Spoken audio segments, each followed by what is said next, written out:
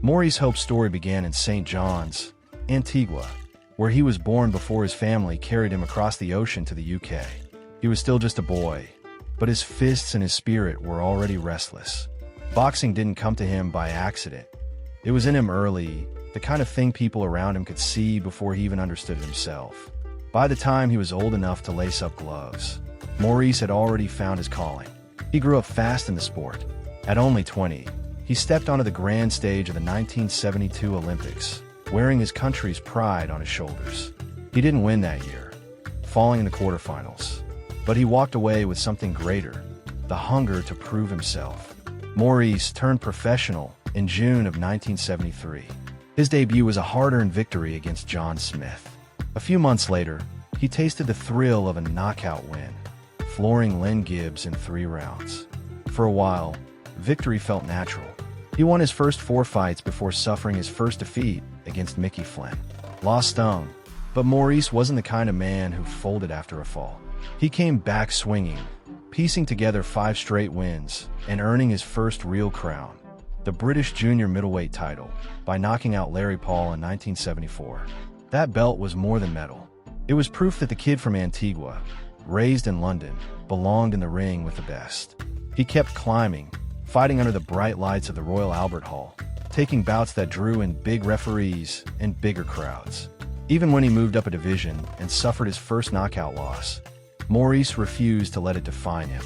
He came back even stronger, knocking out Larry Paul in a rematch, and then capturing the British Commonwealth Junior Middleweight title in 1976 with a brutal finish against Tony Poole. His rise carried him across borders. In Rome, he met Vito Antuofermo, a man who would one day fight Marvin Hagler, and knocked him out in the final round to claim the European title. By then, Maurice Hope was no longer just a promising fighter. He was a force in the junior middleweight division, ranked among the best in the world. His first world title shot came in 1977 against Eckhard Dag in Berlin. 15 grueling rounds later, the judges called it a draw. Maurice walked away disappointed, but not broken. He pushed forward, stacking up 6 more wins until his second chance arrived. In March of 1979, Maurice faced Rocky Mattioli for the WBC World Junior Middleweight Championship. This time, there was no draw, no what-ifs.